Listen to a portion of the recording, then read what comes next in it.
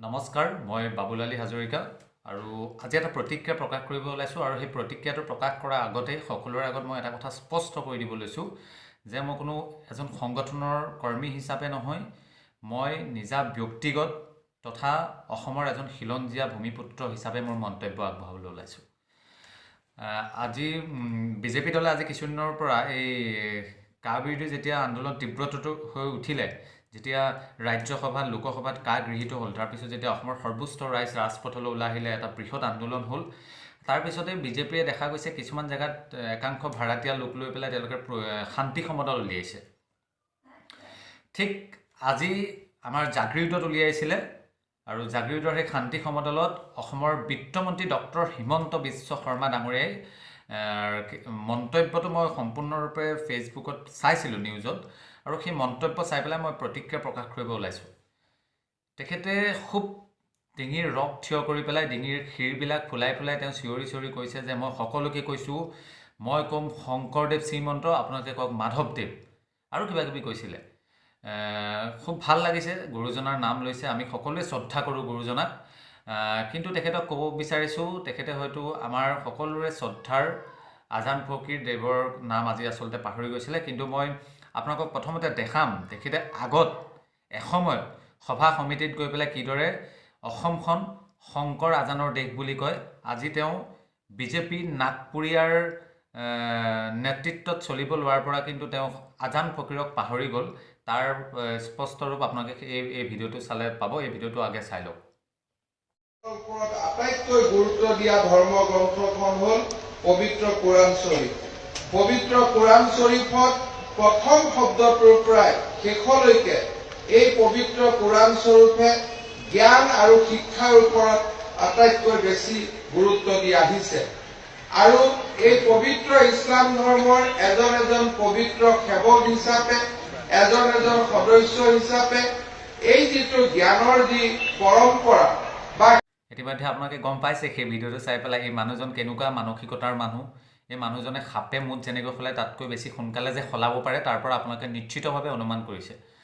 আৰু ইয়াৰ পিছতে আজি সভাখনত তেওঁ বৰ বেলেগ ধৰণৰ কেইটামান মন্তব্য কৰিছে সেই মন্তব্যকেইটা শুনি পেলাই মই আচৰিত হ'লোঁ তেখেতে কৈছে বোলে উজনি অসমৰ মানুহক তেওঁ জাগৃতৰ পৰাই আমাক নমস্কাৰ জনাই পেলাই কৈছে তেওঁ উজনি অসম বুলি ক'লে আমাৰ গোলাঘাট যোৰহাট শিৱসাগৰ ডিব্ৰুগড় তিনিচুকীয়া বিশেষকৈ এইকেইখন জিলাক সকলোৱে ধৰি লয় লগতে লখিমপুৰ ধেমাজি আছে কিন্তু এই গোলাঘাটৰ পৰা তিনিচুকীয়ালৈকে সকলোৱে ধৰি লয় এই জিলা আমাক তেওঁ নমস্কাৰ জনাই কৈছে বোলে আপোনালোকে কেতিয়াবা বোলে নগাঁও জিলাৰ ঢিং ৰূপহী মৈৰাবাৰী লাহৰীঘাট বা ধুবুৰী বৰপেটাত আহিলে তাত অসমীয়াৰ অৱস্থা দেখিলে দুখ লাগিব অসমীয়া কিদৰে কান্দি আছে মই ডক্টৰ হিমন্ত বিশ্ব শৰ্মা ডাঙৰীয়াক ক'বলৈ বিচাৰিছোঁ আৰু তেখেতে কৈছে যে বোলে চাচা মামাৰ ভূত নালাগে বোলে লোকেল মুৰ্গীৰ ভূত বোলে তেওঁক নালাগে তেওঁক ক'ব বিচাৰিছোঁ তাত গৈ পেলাই অসমীয়া মানুহে কান্দি আহিব বুলি কৈছে আজি কিছুদিন আগত এই যোৱা পঞ্চায়ত নিৰ্বাচনত আপোনাৰ বিজেপি দলৰ সদস্যা তথা বৰ্তমান বটদ্ৰৱা সমষ্টিৰ বিধায়িকা আঙুলতা ডেকা ডাঙৰীয়ানীয়ে সেই আপুনি নাম উল্লেখ কৰা মৈৰাবাৰীত গৈ পেলাই এখন সভা কৰি পেলাই হাঁহি নিৰ্বাচনী প্ৰচাৰ চলাই থৈ আহিছে সেই চাচা মামাহঁতৰ ওচৰতে সেই লোকেল মুৰ্গীৰ ওচৰতে গৈ পেলাই ভোট ভিক্ষা কৰিছিলে গৈ হাঁহি তাত আপোনালোকৰ পঞ্চায়তৰ প্ৰতিনিধি জিকিছে সেই কথা আপুনি এখন সভাটো কৈছে বোলে মৈৰাবাৰী যাক আমি ছেকেণ্ড বাংলাদেশ বুলি কওঁ সেই মৈৰাবাৰীটো আমাৰ দলৰ ইমান বহল ভিত্তিত সৰ্বোচ্চ ৰাইজে আমাৰ দলক ছাপোৰ্ট কৰিছে মৈৰাবাৰীৰ নিচিনা জেগাত আমাৰ বিজেপি দলে পঞ্চায়তত নিৰ্বাচনত জয়ী হৈছে পঞ্চায়ত আমাৰ দখললৈ আহিছে তেওঁ মই আপোনালোকক প্ৰথমতে সেই আঙুলতা ডেকা ডাঙৰীয়ানী আজি অলপ দিন আগত গৈ পঞ্চায়ত নিৰ্বাচনত কিদৰে প্ৰচাৰ চলাইছিলে হাঁহি এই চাচা মামাহঁতৰ জেগাত সেইটো আপোনালোকক কিমান টকা দিছিলে 70-75,000 টকা হয়নে এতিয়া প্ৰধানমন্ত্ৰী আৱাস যোজনাত কিমান দি আছে 1.5 লাখ টকা আগৰ ঘৰটো দেখিবলৈ কেনেকুৱা আছিল হাঁহৰ গঁৰালটোৰ নিচিনা আছিল হয়নে আৰু এতিয়া চাব ঘৰ এতিয়া ঘৰ দেখিলে একদম এনেকুৱা লাগে যে মোকো এটা ঘৰ লাগে গতিকে পৰিৱৰ্তন এয়াই আগতে এটা চাকৰিৰ নামত কিমান টকা লৈছিলে 20 লাখ 25 লাখ 10 লাখ ইতিমধ্যে অসমৰ ৰাইজে সেইটো ভিডিঅ' চাইছে ইতিমধ্যে গম পাইছে যে হিমন্ত বিশ্ব শৰ্মা ডাঙৰীয়া কেনেকুৱা এজন মানুহ কেনেকুৱা এজন তেওঁ চল চাই চাপৰি বজোৱা মানুহ তো ইতিমধ্যে গম পাইছে আৰু তেওঁক মই এটা কথা স্পষ্টকৈ ক'ব বিচাৰিছোঁ আমি বিভিন্ন সময়ত নগাঁও জিলা ঢিং ৰূপহী মৈৰাবাৰী অঞ্চলবিলাকত গৈছোঁ আমি খেল খেলিবলৈ হওক বা অনুষ্ঠান প্ৰতিষ্ঠানতে হওক কেতিয়াবা গৈছোঁ আৰু শিষ্টাচাৰ আচাৰ ব্যৱহাৰ সেই অঞ্চলবিলাকত গৈ পেলাই মানৱীয়তা গুণ আমি যিমানখিনি শিকি আগতে আছিলে আমাৰ লগত তাতকৈ বেছি আমি সেই অঞ্চলত গৈ শিকি আহিছোঁ আপোনাক আজি এই লাইভৰ যোগেদি এটা কথা স্পষ্টকৈ ক'ব বিচাৰিছোঁ আপুনি প্ৰকৃততে কৈছে আপুনি আমাৰ লগত ওলাক সেই অঞ্চলবিলাকলৈ আমাৰ লগত ওলাক তাতে আপুনি যিমান আজিৰ ডেটত আপুনি শিষ্টাচাৰ ব্যৱহাৰ আচাৰ ব্যৱহাৰ যিমান জানে তাতকৈ বেছি শিকি আহিব সেই অঞ্চলৰ মানুহৰ পৰা এইটো কথা মই গেৰাণ্টি দি কৈছোঁ সেইকাৰণে মুখখন থাকিলে ডিঙিৰ ৰসটো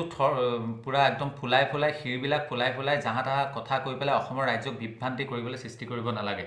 অসমৰ ৰাজ্যই ইতিমধ্যে বুজি উঠিছে আপোনাৰ মানসিকতা কেনেকুৱা আপোনাৰ মুখৰ কথাৰ জিভাৰ কোনো যে লেকাম নাই আপুনি মুখত যি আহে তাকে কয় সেই কথা বুজি পাইছে আৰু দ্বিতীয়তে আপুনি